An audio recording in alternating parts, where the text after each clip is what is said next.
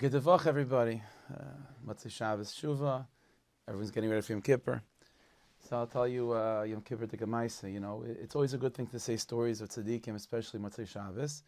But this time of year, Befrat, it's always good to say stories specifically about Rav Yussie Zakutinsky, Sanageri Shal Yisrael, the attorney of the Jewish people. So there's a Maisa that they say like this, that it was once on the night of Kol Nidre, and the whole town of Barditchev, even the surrounding Shtetlach, they're all gathering to daven by the Tzadiks. Everyone's coming into shul. And as people gather into shul, they notice that at the corner of the shul, there's a Yid that's sitting there. And it's not nice to say, but he stunk of alcohol. The guy just reeked of alcohol, and he was like dozing off and slumped over in his seat, clearly drunk. And people were walking by him and saying, like, what is this guy doing over here? Kol Nidre night, he's drunk in shul. All right, listen, he's quiet, he's doing his own thing, fine. So everyone gathers together, everyone gets to their seats and so on. Finally comes the moment, the Rebbe comes in, and as the Rebbe comes in, so the Gaboyim quickly go, they open up their Aron HaKodesh, they begin to take the Sefer Torah out for Kol Nidre.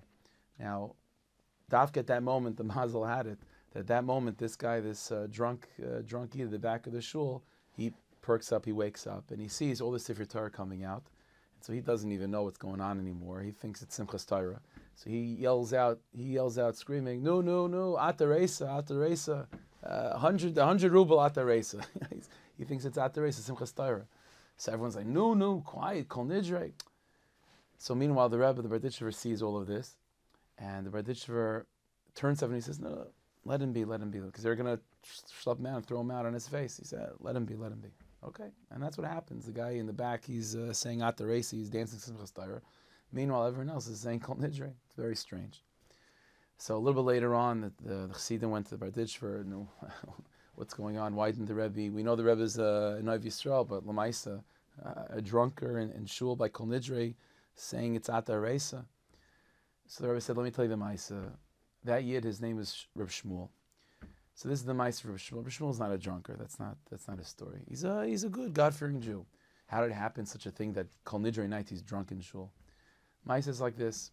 It was Erev Yom Kippur, earlier today, he said, and this Rav Shmuel got a message from someone that lived in the surrounding Shtetlach, that there was Nebuch and Almana, a widow with a few children, that she was behind on her rent, and in those days you would have to pay rent ultimately to the paris, to the landowner, and they were usually anti-Semitic and just not terrible people. And so this particular Nebuch, this Almana, with her children, so she owes rent, and she was, again, not paying the rent. She was behind the rent very, very much. And the paris decided, he knew the calendar, he knew the Jewish calendar, and he took her and her family and threw them in a prison the day before Yom Kippur. And she's languishing in a prison, her and her children. It's going to be Dafka and Yom Kippur, like such a thing. So this Rav Shmuel, the Rebbe was saying, this Rav Shmuel heard about it, and he said, how could I go around and not allow this Amana and her children to be in prison over Yom Kippur? Such a thing. So he quickly goes to the paris. He says, listen, you don't know who I am. I'm not such a chashuv person, but what does it take to get this Almana and her family out of the dungeon? Let them at least get home for Yontif, and after Yontif we'll figure it out. So the paris said, I'm not budging at all. They have to pay me every single penny of rent, and then I'll let them out. So he says, how much is the rent? 1,000 ruble. 1,000 rubles of fortune. Shmuel says, I don't have the money, 1,000 ruble. I can give what I can give, but I don't have that type of money. So the part says, well, then they're staying in the prison. So Shmuel leaves, and he says to himself, what am I supposed to do? I'm not a gabet tzedakah, I'm not a fundraiser by my profession, but I have no choice right now. No one seems to be standing up and trying to help out this family. So fine. So I'll give what I can, and I'm going to go collect. So he knocks on everyone's door, trying to collect money for this poor family. The problem is, listen, the whole town was poor. This is already after the Gabayim went around to collecting money for the Aniyim that everyone knew about, let alone this Almana from a neighboring village that no one really knew. So he's struggling to get the funds. Lamaisa, after all of his effort in collecting money Erev Yom Kippur, so he has altogether 700 ruble, which is an amazing accomplishment. But the paritz is not budging. He needs every single penny of that 1,000 ruble, or nothing's doing. So he doesn't know what to do. Shmuel, he gave all the money he can. He collected from all the Yidden as much as he could. As he's walking home, trying to think of ideas, he passes by the inn, the bar that was in the town. And who's at the bar?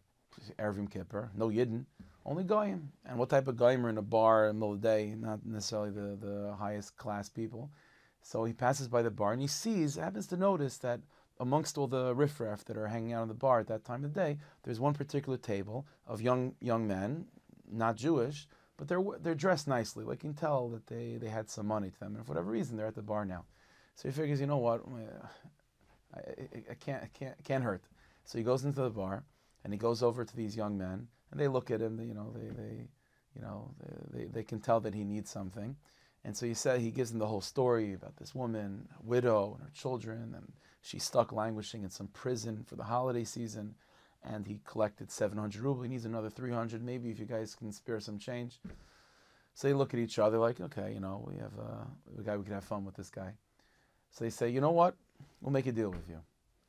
They pull out a bottle of vodka, mamash, a bottle of vodka, and they say, you drink this bottle of vodka in one shot, we'll give you 100 rubles. So he says, you serious? 100% serious. They bring the witnesses, they bring the bartenders. See, we're telling you, this guy drinks the bottle of vodka, 100 rubles.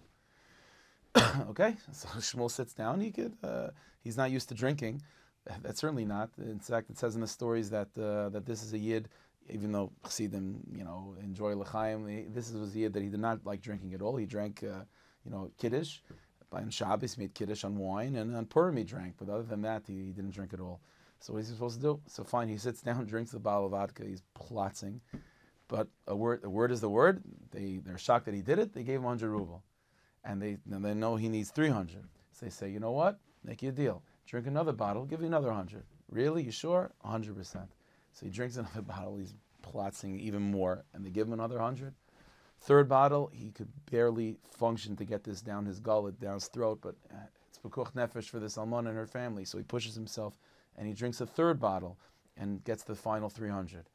Meanwhile, he gets all the money, shalom aleichem, he stands up, it begins to hit him, but before it really kicks in, and he's completely oishiker, so he quickly makes his way to this almana's house, staggers by the door, gives them the parts his house, staggers over there, gives them the 1,000 ruble, and Baruch Hashem, the family's free, they're able to go home for Yontif. Meanwhile, he's thinking to himself, I got to get to shul. It's almost Yom Kippur. The sun is coming down.